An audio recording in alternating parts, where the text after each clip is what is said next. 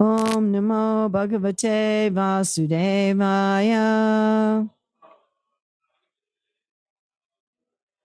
Om Namo Bhagavate Vasudevaya. Om Namo Bhagavate Vasudevaya. It's June 7th, 2021 in Hillsborough, North Carolina. Reading from Srimad Bhagavatam, Canto 10, Chapter 26, Verse 3. Yasaptahayano Bala Karenakena Lilaya Katam Bibrad Girivaram Pushkaram Gajaradiva. Please chant.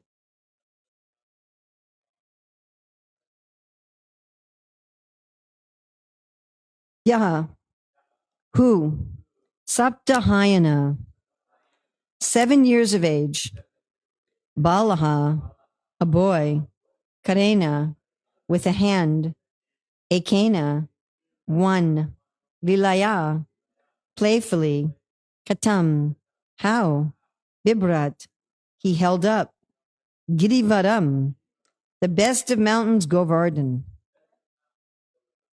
Pushkaram, a lotus flower, Gajarat, a mighty elephant, Eva, as.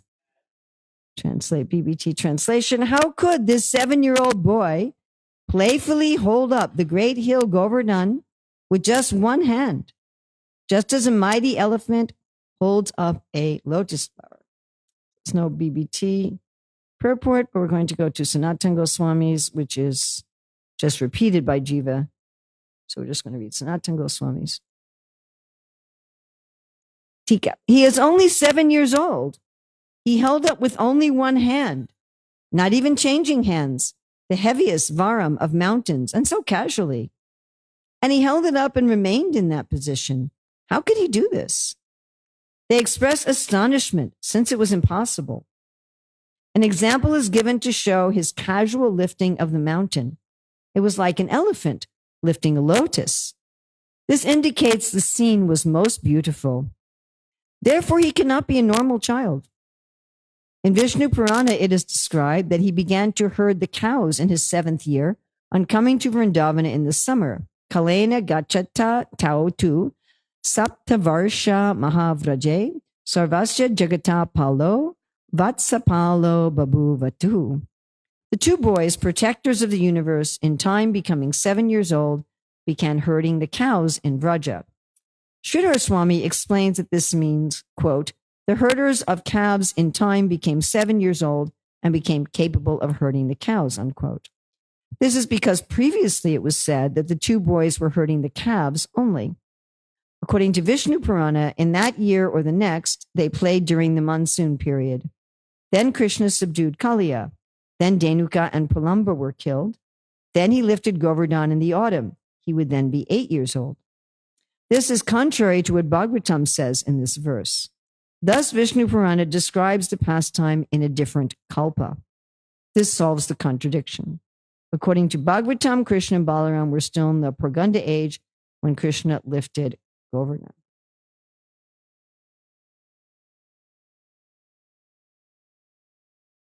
Ya saptahayano bala karenai kena lilaya katam bibrab girivaram pushkaram gadarad iva. How could the 7-year-old boy playfully hold up the great hill Govardhan with one hand, just as a mighty elephant holds up a lotus flower? So here we have Sanatana Goswami explaining that there's one account in the Bhagavatam and another account in the Vishnu Purana because these happened in different kalpas. So that means that Krishna's pastimes are repeating, right? We always hear that Krishna's pastimes are repeating, but they're not repeating exactly in the same way. They may be repeating with some differences. So I'd like us to think for a moment. Let's say that we had the option that we could repeat something in our life, that we could take a day that we've already lived and live it again with no change, just to live it again. or some event maybe over a period of a few days or a week. So something we might want to re-experience. Like when I was 13, my father took me to the World Expo in Montreal for a week. I might want to live that again. Might want to re-experience that with my father again.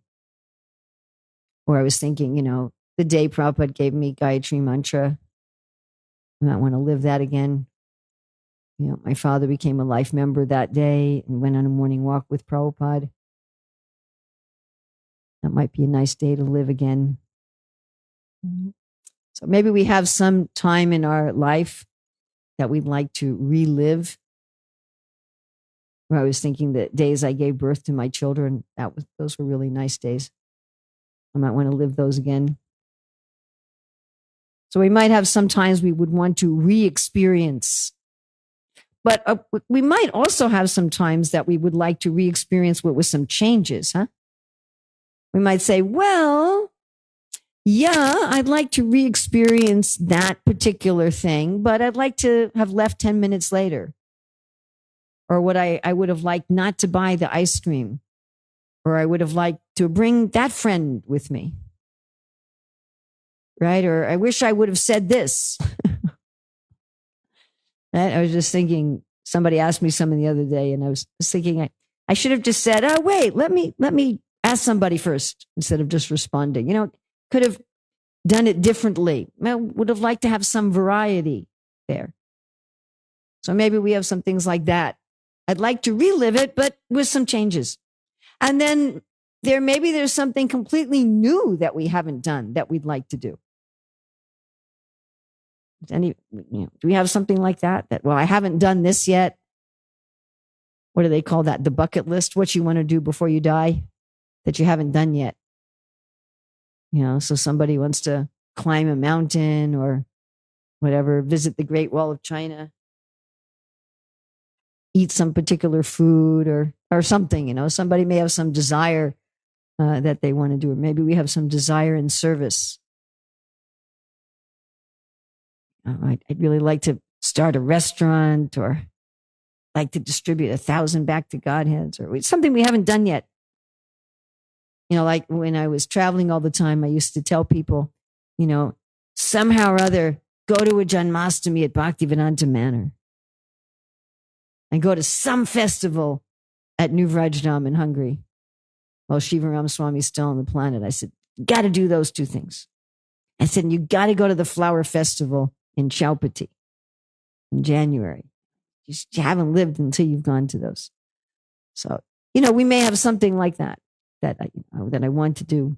Or the big festival in Russia, 10,000 devotees chanting in this big tent, or the Woodstock Festival. I want to do that.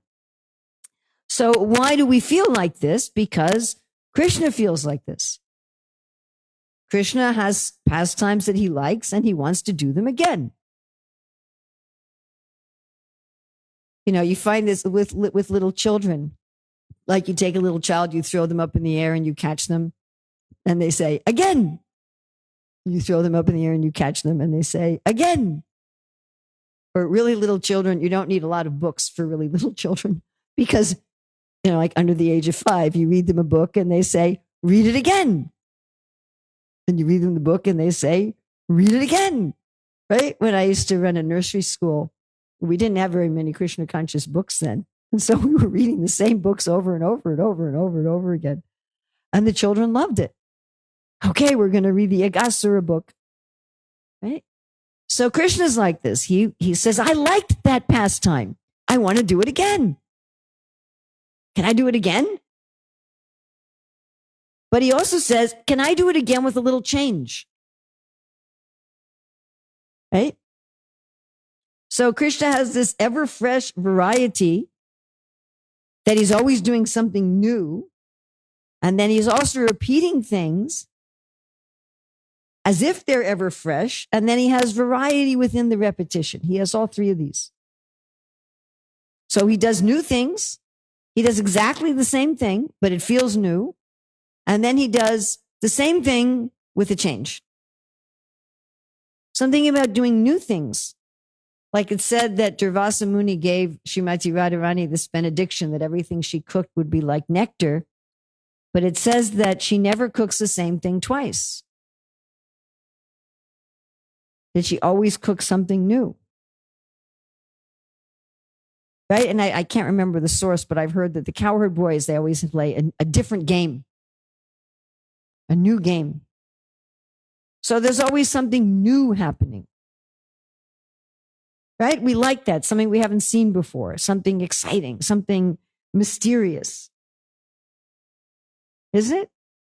Yeah. They're always coming out with new movies and new books and new places to go to and new fashions. So Krishna has like this also. Let me taste a new prep I haven't tasted before. I remember when I went to Indonesia the first time, and I don't think I've ever had practically any of the things they cooked there before. Everything was different.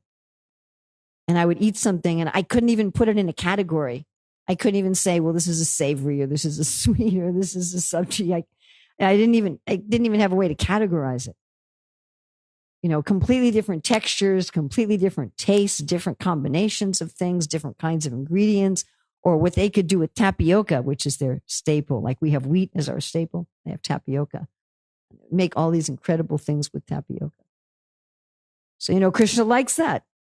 New sets of clothes, like we're always giving the deities new sets of clothes, right? And a different pattern, a different design. It's not that when the deities' old clothes wear out, we simply redo the exact same set.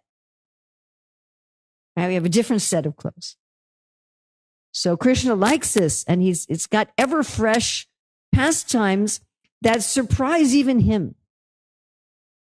You know, even though Krishna knows everything in his Leela, he likes to be surprised. What's going to happen? Right? I mean, the Acharyas say, like Purnamasi and Vrinda Devi, every day they're arranging different pastimes in the Vrindavan forest and setting up different pastimes. And nobody knows exactly what's going to happen. Krishna and the gopis and the Cowherd Boys, what's going to happen today? And there may be something fresh and something new. That's exciting. But also, Krishna's repeating the same pastimes over and over and over again, sometimes exactly the same way. Just like we have certain food preparations that we like, and we want it just exactly the same way. Right? Like I have this cheesecake recipe that my sister and my late sister and late brother-in-law used to make whenever I would visit them in Israel. And I really liked this recipe. And I'd want it made exactly the same way. If somebody makes it a little different, they don't like it. So it's got to be like that. Right? I want it just like that. Or we may have some clothing that we really like. Like I like these kind of saris, if any of you have noticed. You know, and so I just keep getting the same saris. I mean, they have different color borders, but I'd even get the same color border if they had a lot of them in the store. And people will give me other saris, and usually I don't even wear them. I'm like, I just like to wear these saris. One time when I was in Tirupati, the temple president's wife, she brought me, she went through a lot of trouble to notice what I like to wear. And she found some that were just the same, and she bought some for me. And I was like, wow, you know what I like. You got me what I like. Or we have some, shoes that wear out, and we buy the same shoes over and over again, right? Have you done that? I really like these shoes. They wear out, you buy them again. I really like these shirts, wear out and you buy them again. So Krishna's also like that. But with Krishna's pastimes, they always seem fresh. When I rebuy the same shoes, it's not that exciting. I've been wearing the shoes for years. It's like, okay, now it's just a newer pair. But like it says, when the gopis see Krishna, they always feel like they're seeing him for the first time. And they're often astonished. And they say, who is that boy? Right? Srimati Radharani will say, who is that boy? And Lalita will say, you've seen him before. No, I haven't seen him before. And Krishna will say that. Who's that girl? And Madhu Mangal Subal, you've seen her before. You know her. No, I haven't seen her before. Looks like personified springtime. What's her name? Or in the Brihad Bhagavatamrita, I really like where Gopakumar talks about how Krishna is going and coming to Mathura in the spiritual world. And he says, it always seems like it never happened before. Like when Akrura comes, it seems like it's the first time he's coming. And we're all plunged into an ocean of grief that Krishna is going. And then when Krishna comes back, it's like it's the first time he's come back. And after a while, we forget that he ever left. And then again, Akrura comes. And we forget that he'd ever been there before. And everything seems completely fresh, right? Materially, it's not like that. Like, how many times can you read the same book or see the same movie? After a while, I mean, I guess there's some cult people who watch the same movie, 50 times. But generally, 2 times, 3 times. And then it's like, we already know what's going to happen. It's not that interesting anymore. Right? But with Krishna, it's ever fresh. I was just thinking about how when I was in the Ramayana in New York, so we would perform every Thursday, Friday, Saturday, Sunday. And it was a 4-act Ramayana. We usually just perform the last 3 acts. Otherwise, it was too long. So we usually started with the exile rather than starting with Ram's appearance and the marriage and all that. And it got to the point that I had memorized the whole script for all of the actors. Well, you perform it so many times over and over and over and over and over again. And then not only have you memorized your lines, you've memorized everybody's lines. And you know what's going to happen when. I mean, you know even who's going to make what movement or where they're going to go to on the stage. Now, what happens when you do that? What happens when you've done something over and over and over and over and over again so that the mechanics of it become memorized? You're free to enter into the flavor. Right? I remember hearing Radhanath Swami saying, well, one problem with these Bharatanatyam dances is it tends to be very mechanical. And I said to him, well, but that's when people are learning. That's for the students. And they're, okay, I have to put my hand like this, and then I have to turn it like this. And they're looking at the other dancers. Oh, do I do this? Do I do this? But once you're practiced, the mechanics fade into the background and you're completely able to focus on the emotion. And I had this interesting experience with teaching Manashiksha. So generally, as a traveling preacher, I would give a different class every day. I had some repeating seminars, like I have a list of about 50 seminars. So I would repeat them, but I wouldn't repeat them that often. But when I was teaching Manashiksha, I was teaching the same seminar over and over and over and over. And I remember thinking, well, this is going to become boring. But that wasn't what happened. In fact, it was the most joyous world tour I ever had. And part of the reason was that the seminar became so automatic. I knew what I even knew what jokes I was going to say. I had everything was there. I hardly even had to look at my materials at all. And it allowed that part to go into the background so that I could just get into the mood and the deeper meaning of what I was teaching.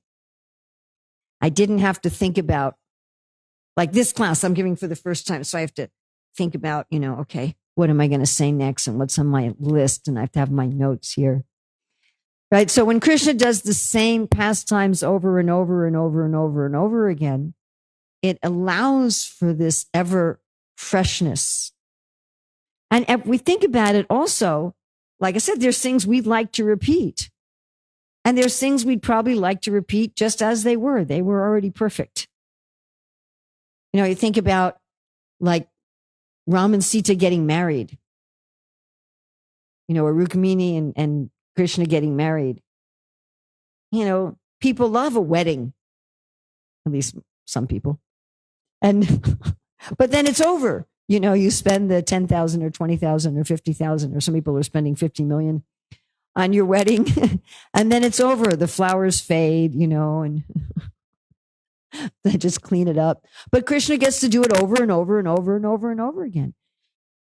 Ram gets to meet Sita in the garden as if it was the first time, as if he never saw her, and she gets to see him, and he gets to string the bow, and there's this anticipation, and it breaks, and then they get to have the wedding with the four brothers, and it's wonderful. And Krishna and Dwarka, they get to have their children over and over again. I mean, when I was thinking, what would I like to repeat? I'd like to repeat the births of my children. But Krishna gets to repeat that over and over again. Getting his children married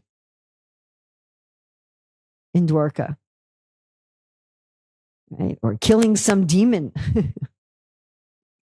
And so Krishna repeats it, but it's always fresh. It's always new. And it's interesting when we go to the next one about the differences that in the repetition. Because sometimes these things disturb us. Like Sanatana Goswami is bringing this up, that in the Vishnu Purana, it says this pastime happened when Krishna was 8. In the Bhagavatam, it says it happened when Krishna was 7, which is brought up because this verse particularly says in his 7th year.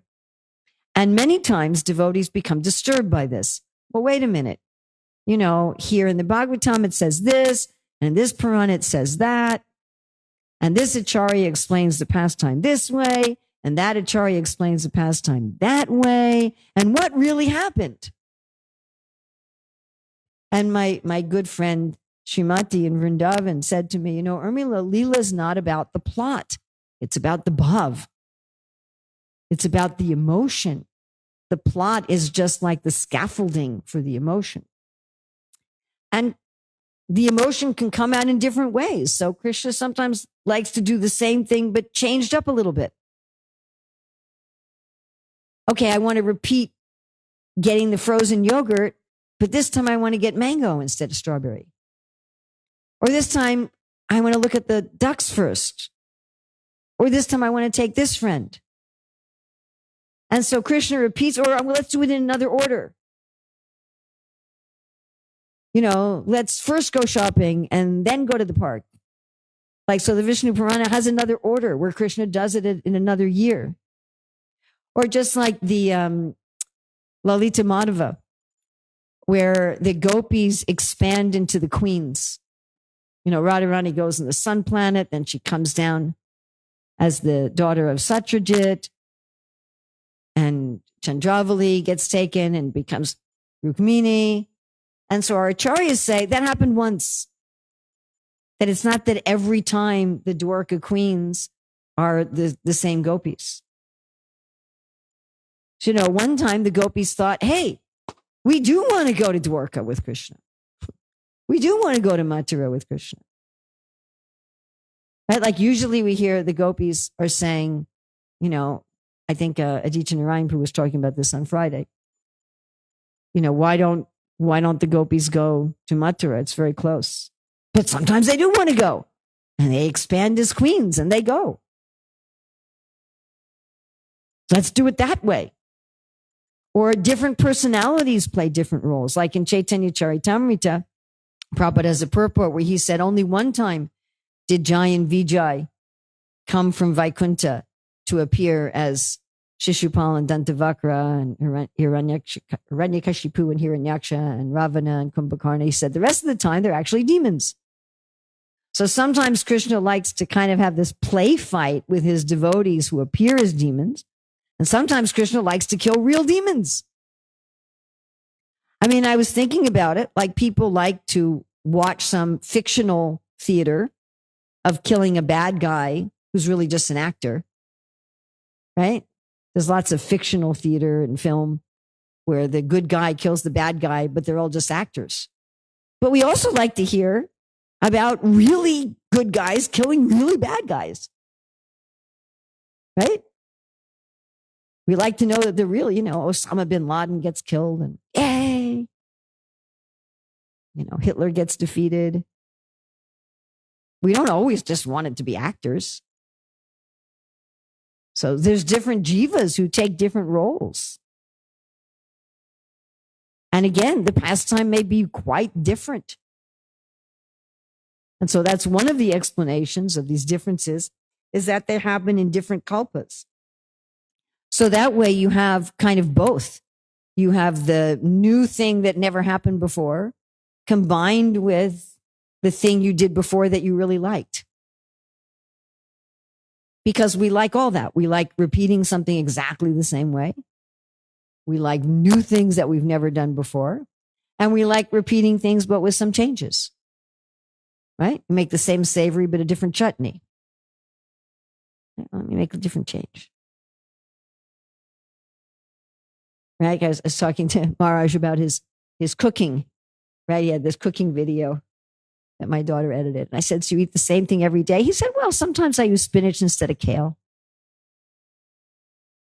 You know, I was thinking when I was in the Grihastha ashram, my husband always wanted dal, rice, chapati, sabji every day. But we know we'd have different kinds of sabji and different kinds of dal and different kinds of rice. And you might put peas in the rice or something. So Krishna is also like this. Now, we are very fortunate that we have this information about the Lord's pastimes. Right? And I've heard it, I think it was Ratna Radhika was saying, somebody was saying recently. And I remember feeling the same way, you know, that when we read the Shastra, we think all the parts are already taken. What's it going to be for me to do? Right? Did you ever think like that? You know, you read the pastimes and it's like, it's already there. Where am I going to fit in? I don't have any role. But it's not like that because the pastimes are ever fresh and ever expanding. I mean, another fascinating thing, which I can describe, but I can't comprehend, is that in the spiritual world, there's no time. Time is conspicuous by its absence. There's only the present. And yet, there's the Astakaliya Lila. There's the eightfold pastimes that happen at different times of the day. And not only that, like described in the spiritual world, there are devotees who act like the demons here, like Keshi comes and Krishna rides him around, and Kaliya comes and Krishna rides him in the Yamuna. And as I was saying, Akrura comes, takes him to Mathura and brings him back. So there's some repeating pastimes that happen every day. And then there's things that happen sometimes. But there's no past and future. Or like the Acharyas described how there's 6 seasonal forests. And then there's also a forest of all the seasons together. And Krishna goes through these different forests every day in a particular order, but sometimes not. Sometimes he goes through them in a different order. Sometimes they serve him in a different way. Now, how is all of that happening without time? As I say, I can open my mouth and make the words, but I don't understand it. The only way I've been able to make sense of it with my, human Kali Yuga brain is that everything's happening simultaneously and always. That's the only way that I can make any sense out of it. And in fact, again, wouldn't we want that? If we have something that we really love, wouldn't we want it to never end? Have you ever felt like that? I wish this would never end. So again, I don't have any realization of this, but I can just simply describe that there's something going on there. There's some element that is inconceivable to me in this body with this human consciousness in Kali Yuga that I just cannot understand. How there's no past and there's no future, and yet there's some sequence of events, and there's occasional events, and there's changes in the events, and yet there's this similarity in the events. Somehow, without time, and that's happening in the spiritual world. Then there's Krishna going through the material world. And as he goes through the material universe, he has his repeating pastimes, but sometimes there's new things. Sometimes there's something that happens just in one universe, in one kalpa, and it doesn't repeat. And sometimes there's changes that happen. And when the devotees who enter Krishna's pastimes in the material world, that must make changes also, right? Like when Krishna comes to this earth planet, he comes with eternal associates, but also those devotees who become perfected enter into the pastimes. And sometimes they enter in the same role that they have in the spiritual world, like those who take birth as gopis and cowherd boys. Sometimes they don't, like the wives of the brahmanas. They enter as wives of the brahmanas, but later they become gopis. Or it's explained, I think it's by Jiva, I can't remember if it's by Jiva or Rupa, that in Mathura and Dwarka, some of the wives of the Yadus and the Kurus, when they saw Krishna, they thought, oh, I wish I could have married him instead of my husband. That's okay with Krishna. Don't do that with somebody else. But, and so the next time they get to be Krishna's wives. So they entered into Krishna's pastimes, but not in the form that they would have with Krishna eternally.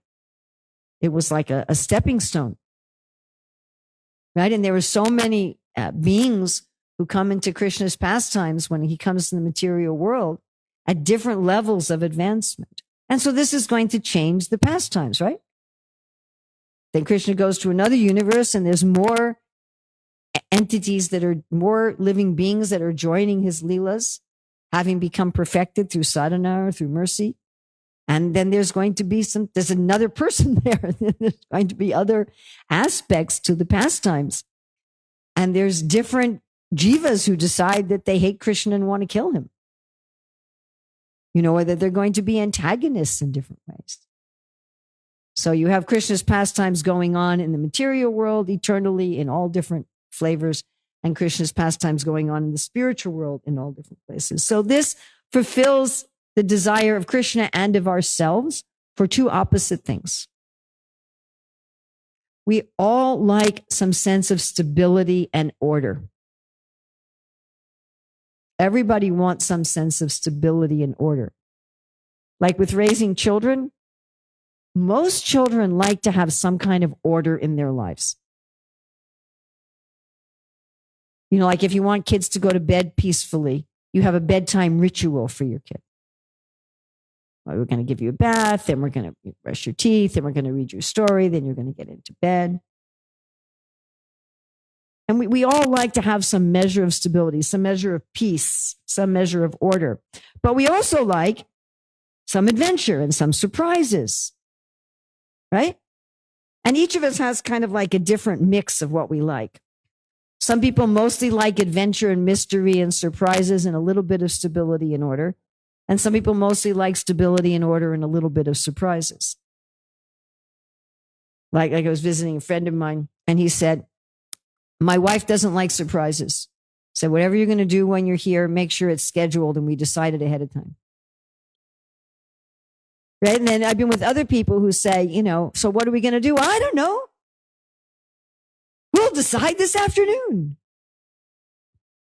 Right? So different people have different mixes, but everybody wants some of both. So Krishna also, he has this stability, he has this order, he has this predictability and peace and security, and at the same time, adventure and mystery and surprises. Both of that together.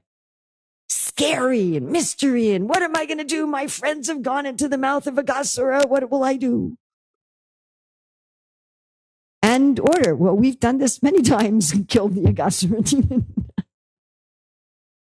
So whatever we desire is there in Krishna. So questions, comments? Yes, just a room. Ah.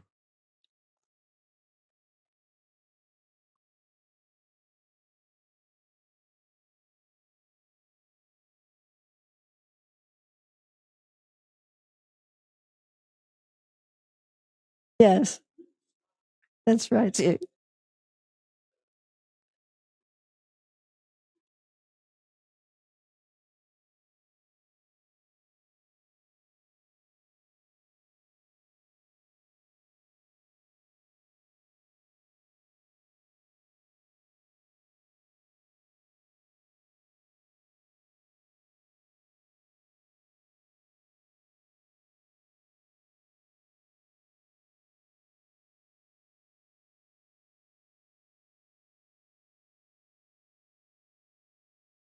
Place is already there. You're reminding me of one of my devotee friends in the UK who was telling me that one day he was standing in front of Radhanandan Ishwar, and he actually, like, for a moment slipped into this eternity. And he could understand, I've always been there with Krishna. I've always been there in the Leela. You know, it's something eternal without beginning.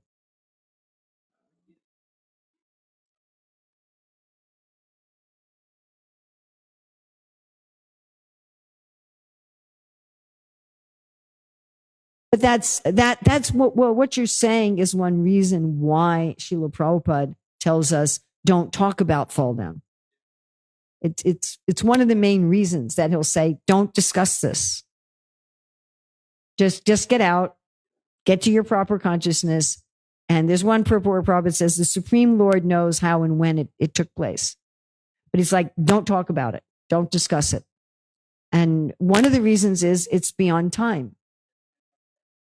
And so it just, when we try to make sense of it in the temporal mentality, we end up imposing something on it that makes it not make sense to us. And it's just one of those things that we just accept. Okay, I'm here by choice, and I'm here by rebellion, and I've been here in immeasurable time. At the same time, I'm eternally related with Krishna. And when I wake up, we'll figure it out. You know, I'm not going to be able to really understand that in a dreaming state. You know, it's just not going to make sense to me in a dreaming state. Or, you know, as someone who's intoxicated, you have to wait till the intoxication wears off before they can understand, you know, where am I? Well, we'll talk about that when you get sober.